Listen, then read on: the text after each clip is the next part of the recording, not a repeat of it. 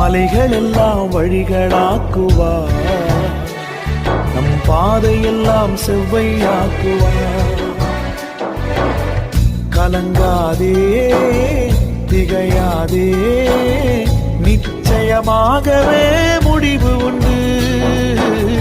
கலங்காதே திகையாதே, நிச்சயமாகவே முடிவு உண்டு. ஆபிரகாமின்